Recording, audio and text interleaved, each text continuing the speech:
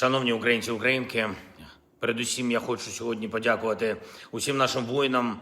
Продовжуємо виконувати план далекобійних санкцій України. У ніч на сьогодні були нові українські активні санкції. Є ураження у Самарському регіоні Росії. Це більш ніж 800 кілометрів від нашого державного кордону. Також є ураження ще й нафтового об'єкту на території Татарстану. Україна відповідає цілком справедливо на російську війну. І наші воїни роблять це влучно. Важливо, що досягаємо визначених цілей також і на фронті. Російські штурми не мають давати окупанту тих результатів, які визначає російське політичне керівництво.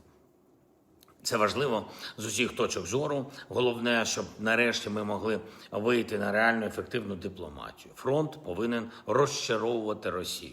Це передумова того основного завдання, яке усім нам потрібне – миру для України. Я дякую всім, хто це розуміє, хто захищає наші національні інтереси саме так, як це потрібно. Вчора і сьогодні дуже активний час наших політичних рішень. Вчора провів наради з прем'єр-міністром Юлією Свериденко, міністром оборони України Михайлом Федоровим та міністром фінансів Сергієм Марченком. Головнокомандувач ЗСУ Олександр Сирський та начальник Генштабу Гнатов підтверджують: погоджено шлях збільшити фінансову стійкість нашої оборони і забезпечити подальшу трансформацію української армії. Я вдячний парламентарям, які затвердили зміни для бюджету, щоб посилити нашу оборону. Я вдячний партнерам, які нам допомагають. Перше – виплати.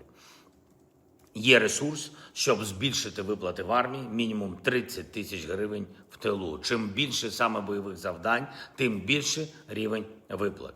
Будуть нові, відчутно сильніші контракти для піхотинців – 300 тисяч гривень в середньому на першій лінії. Все тримається на українській піхоті, на нашому українському піхотинці. Контракти будуть пропрацьовані так, щоб була чіткість, час контракту – 10 місяців, 14, 24 та конкретні умови, тобто чіткі відстрочки, гарантовані терміни і реальні відстрочки. Окрім цього, будуть збільшені виплати для українських бойових командирів, і це має створити позитивний стимул, щоб зберегти досвід управління в армії. Кабінет міністрів затвердить конкретний механізм. І перші нові доплати Кабмін має почати вже в червні. Друге, я вдячний всім добровольцям з інших країн, які б'ються заради нашої свободи в Україні, розуміючи, що це стосується свободи багатьох інших народів. Тут, в Україні, треба захистити право нашого народу жити вільно, що точно допоможе багатьом іншим народам. Я доручив відкрити значно більше можливостей залучати іноземних добровольців в українську армію. І щодо цього буде більше механізмів рекрутингу. Третє. Подальше спрощення переведень для воїнів, більше можливостей зростати в армії, більше позитивних стимулів, щоб приєднатись до оборони. Вже дуже добре показало себе пряме фінансування для бойових бригад. Вже щомісячно працює більш справедливий розподіл особового складу для наших бригад.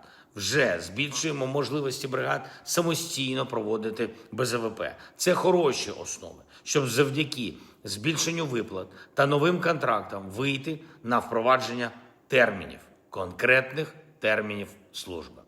Я розраховую, що кожен елемент змін, які зараз впроваджуються за це літо, покаже свою ефективність.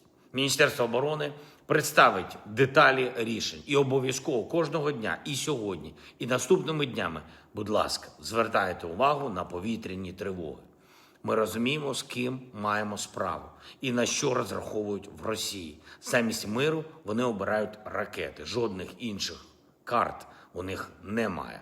Ми маємо розраховувати на свою силу, свою уважність. Обов'язково бережіть життя.